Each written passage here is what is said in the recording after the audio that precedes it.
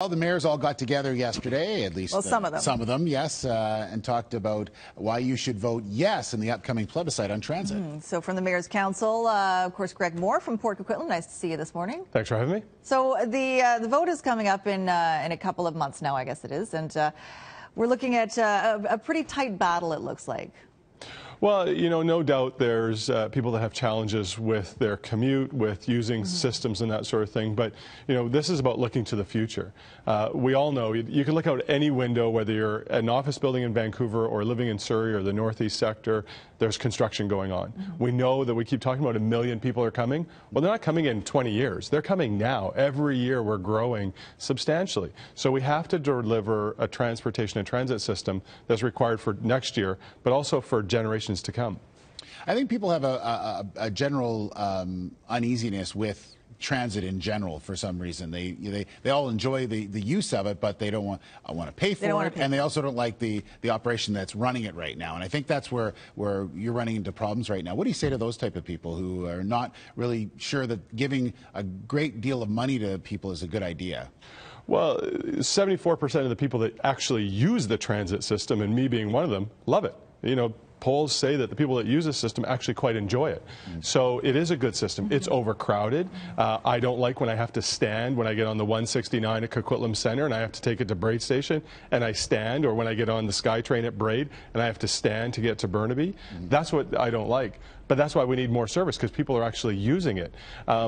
So the people that don't like it are the ones that are, frankly, some of them sitting in their armchairs and complaining. But there's a question. I don't know if it's a question of whether they don't like transit, but they don't like how it's being run and how it's being paid for. And there's concerns that the money that's already there is not being used wisely. So why spend more money on it? Why be taxed more on it? Well, I guess there's a couple things to that. One, this isn't a TransLink referendum. This is about the future of transit and transportation. But many voters see it that way. Fair enough. And if they vote no, they'll be sitting in their cars for the next decade or so stewing about that decision they made as their half-an-hour commute becomes an hour-long commute. So you're kind of cutting your nose off to spite your face if you want to punish a piece of the system but not looking to the future. So we have to take that into account on what we want our future to look like. But why not fix that piece of the system first before you decide to get a bunch of money and start making things? Because that's obviously a problem. But the other thing you mentioned is that you don't like being on SkyTrain when it's so how is this funding going to help that? Because from what I understand, that there's projects that are lined up for it to do. So you're not going to get a new SkyTrain side by side to make it. So how is that going to help it? Well, there's actually 45% more cars on the existing system. So they'll put, sorry, I should say that differently. They'll increase the current capacity of Expo Line, Millennium Line, and the Canada Line by 45%. So they'll put more cars. The cars will come more frequently on the existing system. There will be a 25% increase in buses. So 400 new bus routes around this region, including 11 rapid bus systems. So whether you're living in Maple Ridge and you can get on a bus that will take you to the Evergreen Line, that'll come every 5 minutes instead of every half an hour. That's the type of system that we want to build, so that whether you have to drive, that's fair enough. Some people have to drive in their daily job, but others don't. But we need to make a system that's convenient for them so that they have a choice to take transit. We're also seeing, there were, was it six mayors who came together yesterday at the press conference? Yes, 6 or 8 or something like that. Something like that. But there are mayors, there are civic politicians who are on the no side. There are chambers of commerce who are on the no side of this. So there's dissension in the ranks. You guys are not a cohesive voice. So how do you deal with that? Well, when we came together with the plan, 21 of the 22 mayors said it was a good plan. I don't think even the no side is saying that it's not a good plan to implement. They might disagree with the funding source, and that's for someone to figure out. They haven't come up with what a better funding source is. They just said they don't like this one. And right now we have 3 mayors that aren't supportive. But let's look at the other way. We have 19 mayors that are supportive. We have 1 chamber of commerce that's not supportive, but we have every other chamber, including the Vancouver Board of Trade, the Surrey Board of Trade, the Surrey BIA, universities, unions, student groups. There is over 100 groups, organizations that have signed up for the Better Transit and Transportation Coalition. There's 1 group on the other side. So if we want to put this in perspective, that's the perspective we need to talk about. All right, there we have it. So again, it's coming up, and it's going to be delivered in the mail. Yeah, so on March 16th, you'll get your ballot, and you'll have until that May 29th, so it's quite a long period to actually mail that ballot in. So, you know, what we're asking people, really, obviously we're on the yes side because we wrote the plan and we think is what we need for the future. Right. But really what we're asking people is get educated what the plan means to you, whether you live in Port Coquitlam or Delta or the North Shore or Vancouver. Or Langley. Or Langley, because Langley's getting a rapid transit system out of this. Know what's in it for you, because we think that there's something that will help accommodate the growth in your neighborhood. All right, Jordan Bateman is with us, the spokesperson for the no transit TransLink tax. Is that That's right, no TransLink tax.ca. Yeah, and so the mayor just said you're the only voice. You're the only one that doesn't like it. Well, I mean, this should be a slam dunk for the mayor. Why are they spending $5 million taxpayer dollars to try to get a yes vote if I'm the only person opposed? It's pretty silly politics by the mayor. But at the end of the day, you know, we are sitting in traffic, and the buses are crowded, and people are not getting places where they need to be, and we are a growing region. So there is a need for transit improvements, and it must be paid for somehow. So how do you pay for it? Well, the mayor of Surrey actually already came out with a plan B for paying for light rail in Surrey. So if this referendum fails, light rail will go on. She has promised that, and she has a plan for that. The Patello Bridge is a toll bridge. That's the second big piece. It'll go forward no matter what. TransLink itself has said that. So you can take those two right out of it. They'll happen. The only piece of infrastructure that does have a plan. The mayor of Surrey said she'll go privately, so that'll be a privately funded. It'll be a P3, and they'll bring in developer money and whatnot, and actually allow growth to pay for growth, which, you know, I don't disagree. 1 million people are on their way. We're saying earmark a portion of the growth in that revenue you're going to get from that 1 million people. Let them help pay for it instead of relying on us. If you go to notranslinktax.ca/betterplan, you'll see that all the mayors have to do is allocate 0.5% of their 4.8% growth rate over the next 10 years. They can pay for their entire plan. So they need funding for the federal governments, from the provincial governments as well. That's correct, and that's a big problem for them. They don't have a guarantee from the federal government. I'm not sure why the federal Conservatives, if you just look crass politics, why would the federal Conservatives want to fund the Arbutus line, for example, in an area that they have no chance of really to win any seats? There's all sorts of political implications there as well the mayors don't want to talk about. They pretend that we'll cut them this check for $250 million a year and all of a sudden everything will be built. They don't have those promises yet from the province or the feds.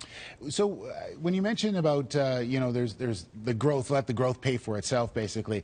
But conceivably that growth, you know, is happening in Surrey, Langley, places like that. So you need to sort of get ahead of that, don't you? I mean, by letting that pay for itself once it's there, you're already behind the gun. So we need to sort of move ahead of all of this by getting a transit plan together and actually getting some stuff operating right away before. Because we're probably about 20 years too late anyway. I mean, we really are. We really are 20. We're catching up 20 years. You're right. Well, the truth is this tax will take at least a year to get into place anyways. At the same time, you can ramp up that growth curve that we have at notranslinktax.ca/betterplan.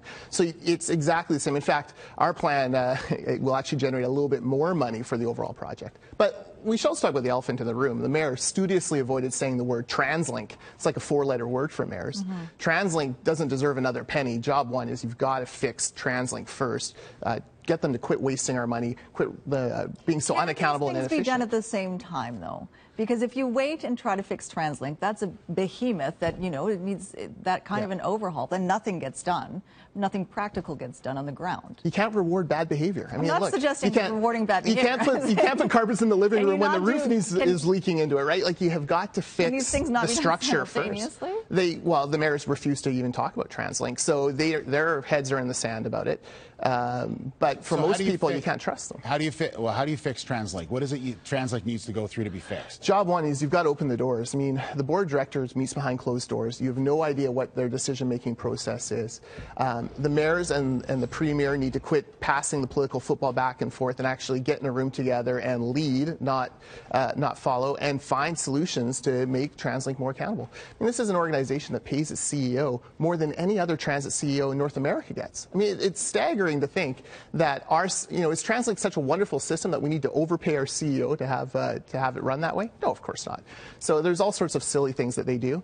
And it comes from an unaccountable, non-transparent start. Greg Moore did point out that they do have multiple chambers of commerce. They do have many mayors. They do have a lot of students, unions. Yep. There's a lot of folks, crossing the political stripes here on the yes side. So, what do you think is going to happen? I mean, Figuratively, you are the lone voice. No, that's not true. I mean, there are thousands and thousands of people who have already signed up at notranslanktax.ca to register their pledge for a no vote. Go on any social media. I mean, you'll post this on your Facebook page. I guarantee you the comments will be 70-30 in favor of the no side.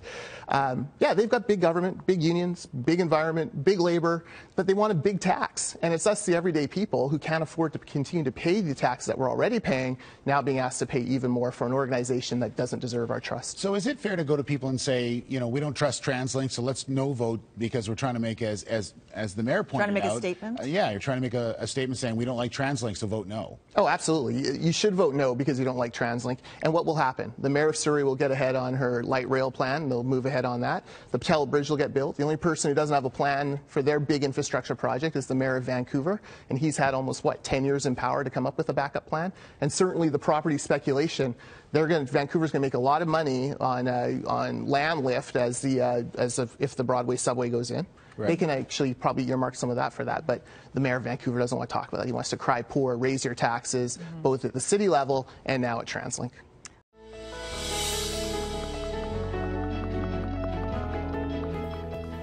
Why do I support the Canadian Taxpayers Federation? Because families deserve a break. Because someone has to keep our politicians honest. Because honesty and hard work should be rewarded, not punished. Alone, my voice may not be heard. But together, our voices can't be ignored.